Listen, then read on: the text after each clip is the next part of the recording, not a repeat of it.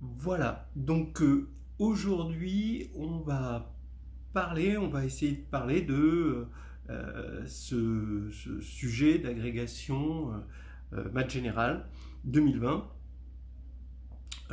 Donc ça s'adresse, en fait ce ne sera pas un corrigé, je ne vais pas faire un corrigé dans le sens précis du terme, on ne va pas regarder les choses question par question, on va regarder les choses globalement, c'est-à-dire d'une part quelles étaient les différentes choses qu'il fallait savoir, que le sujet balayait, et puis aussi bon, comment le problème était articulé, comment, vers quoi il allait, voilà. On va essayer donc de regarder ces choses un par un au tableau, voilà. Mais pour l'instant, je donne un petit mode d'emploi de ce qu'on va faire de façon informelle. On a toujours, quand on fait un sujet, des choses qui sont dans le programme et euh, des choses qui sont à l'extérieur du programme. C'est pas dans le programme, mais si on le sait, c'est une bonne chose. Je ne vais pas regarder ce qui est précisément dans le programme, mais je vais regarder ces choses un peu borderline, qui sont des classiques borderline de la grecque en algèbre, pour le sujet maths gêné en tout cas.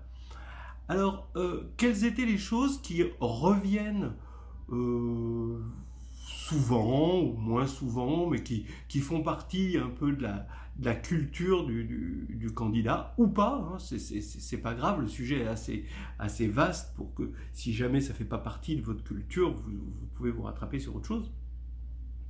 Alors d'abord dans ce sujet, il y avait des suites arithmético-géométriques, d'accord, de vecteurs. Alors la suite géométrique, c'est une suite de vecteurs de la forme x n plus 1 égale a xn, où xn c'est une suite de vecteurs colonnes et a une matrice carrée.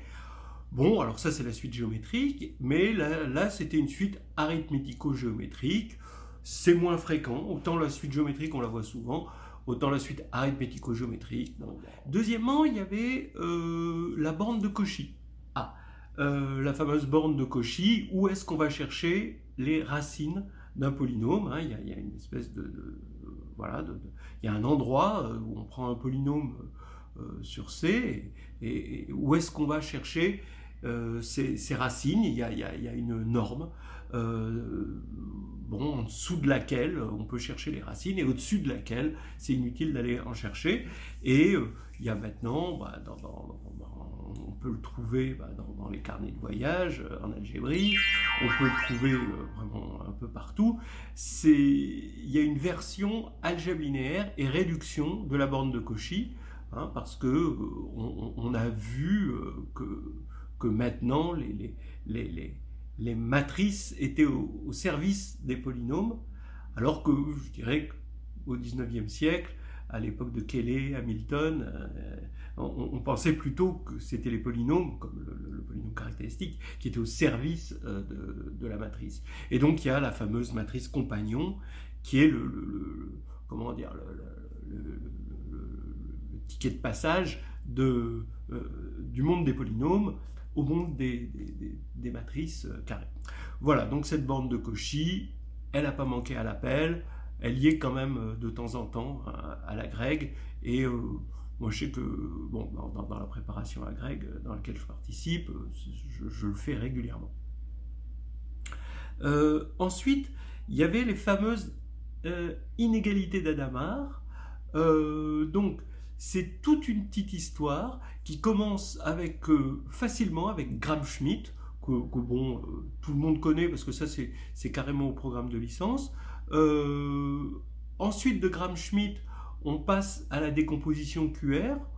Bon, là, c'était sans le dire, mais voilà. Donc, je dis tout de suite, hein, tous ces mots que j'utilise, ça, c'est Gram-Schmidt, ça, c'est décomposition QR, ça, c'est Hadamard, ça, c'est bande de Cauchy, ça, c'est arithmético-géométrique. C'est des mots. Hein, quand on ouvre le problème, on a ces mots qui viennent. Mais les mots n'étaient pas utilisés dans le problème. Hein. Ne vous dites pas, je me suis trompé de problème, il est en train de parler d'autre chose. Non, non, on est bien en train de parler du sujet maths général de 2020. Donc, Gram-Schmidt, qui implique la décomposition QR, et QR qui implique l'inégalité d'Hadamard, avec un cas d'égalité d'ailleurs dont on ne parlait pas dans cette situation. Voilà. Ensuite, il y avait une décomposition des polynômes sur corps fini. Alors d'habitude, les candidats connaissent assez bien Berlekamp, hein, qui est quand même quelque chose qu'on voit dans ceux qui ont préparé l'oral. Beaucoup de gens ont comme développement Berlekamp, mais là c'était pas Berlekamp, c'est une autre technique plus aléatoire, probabiliste, qui est Cantor-Zassenhaus, qui est bien aussi, puis c'était original. Et puis pour finir, il y a le fameux résultant, ce déterminant qui est une condition pour que deux polynômes aient un PGCD non trivial. Donc voilà, toute une histoire hein, qui s'enchaînait bien. Et voilà, donc là maintenant, j'ai envie de parler des qualités de ce problème. Donc cette épreuve ne manquait pas de qualité. D'abord, il y avait ces exercices au tout début, exercice 1, exercice 2, exercice 3, exercice 4. C'est très bien de dégager des exercices pour éviter qu'il y ait ceux qui grappillent des points, hein, qui vont chercher. Hein. Donc c'était des exercices qui de toute façon servaient au problème. Donc à une autre époque, ils auraient été disséminés dans le problème. Bon, bah là ils sont tout au début. C'est la partie simple du problème qui est non impliquée en quelque sorte du problème. Où on n'a pas besoin de savoir que telle question on a démontré ça, ça et ça. C'est des choses que l'on peut dégager du problème, qui sont mises sous forme d'exercice, pour qu'il n'y ait pas une différence entre ceux qui grappillent, ceux qui ne grappillent pas, pour qu'on puisse voir le candidat dans ce qu'il sait faire, et pour éviter qu'il y ait des candidats qui aient voulu faire le pitbull, et puis qui soient restés coincés sur une question, et qui n'ont pas vu qu'il y avait des questions après, qui pouvaient faire. Donc on peut juger le candidat. Donc ça c'est vraiment une bonne chose. Ensuite, je trouve que c'est magnifique comme ça balaye bien le programme. On a un balayage du programme qui est parfait. Hein. Donc il y a de l'algèbre linéaire, évidemment. Il y a des corps finis, évidemment. Il y a du Gram-Schmidt, donc de l'euclidien. Il y a un petit peu de proba, mais en fait, c'est juste du dénombrement. Hein. Il n'y a rien de bien impliqué dans les probabilités. Vraiment plein de choses. Du résultant, il y a des choses typiquement de polynômes, de théorème de factorisation, d'unicité, de factorialité, Bon, alors j'essaye de voir si j'ai rien oublié, mais en gros, il y a plein de choses. Il manque que les groupes, malheureusement. Mais ça, bon, ben voilà quoi. On peut pas tout balayer. Hein, c'est bien. Hein, c'est bien d'avoir réussi à faire un problème aussi global, aussi total, qui prend tout le programme. D'algèbre, voilà, ça fait toujours plaisir aux préparateurs qui se disent, ah bah tiens, on n'a pas fait ça pour rien, quoi, tout ça, parce que des fois il y a des problèmes qui sont sur une idée, un truc, et puis on se dit, bon, non, là non, ça c'est bien. Et puis il y a, c'est contemporain, c'est-à-dire que ça explique des maths des années 80, hein, donc c'est bien. Je ne pense pas que ce soit essentiel pour un problème, même un problème d'agrègue, de faire, de faire des maths contemporaines. L'idée est l'évaluation quand même. Et donc, bon, mais c'est sur un algorithme, on appelle l'algorithme LLL, qui est quelque chose qui est apparu, un algorithme de factorisation des polynômes entiers, qui est quelque chose qui est apparu dans les années 80, c'est assez chouette. Voilà. Et puis, quoi d'autre dans les qualités? Ouais, j'ai la méthode, l'utilisation le passage. Bah, j'ai découvert quelque chose, j'ai trouvé ça très chouette. C'était le passage de Z sur PZ, c'est-à-dire on sait faire quelque chose dans Z sur PZ, on a des renseignements sur Z sur PZ, on sait factoriser sur Z sur PZ, et on veut monter dans Z, et généralement c'est difficile, généralement c'est... on a envie de passer par les PADIC, mais ça c'est évidemment pas au programme. Bon, donc c'est quand même un truc compliqué. Il se trouve que là, il y a un très joli argument que je connaissais pas et qui passe par le fait qu'on choisit un P assez grand, et le fait qu'il soit assez grand et avec des inégalités type Hadamard et borne de Cauchy, et résultant évidemment qu'il y a un déterminant, et ben on arrive à dégager de là, de façon magnifique, des résultats dans Z. On arrive à relever de Z sur PZ à Z. Et cette partie-là, j'étais content de faire le problème. Oui, bon, parce que j'ai essayé de le faire en 6 heures. Voilà. Pendant que mes étudiants étaient en train de travailler sur l'analyse. Voilà. Pour les défauts, hein, du problème. Alors, bon, il y avait quand même quelques défauts. Moi, j'ai bien apprécié ce problème en tant que mathématicien. Maintenant, en tant que préparateur, il y avait des choses... j'ai eu l'impression que le problème ne jugeait pas l'étudiant de façon optimale. Ne jugez pas le candidat de façon optimale. D'abord, beaucoup de notations, mais une infinité, pas une infinité de notations, hein, évidemment, mais bon, il fait partie des records de notation pour un problème de maths général.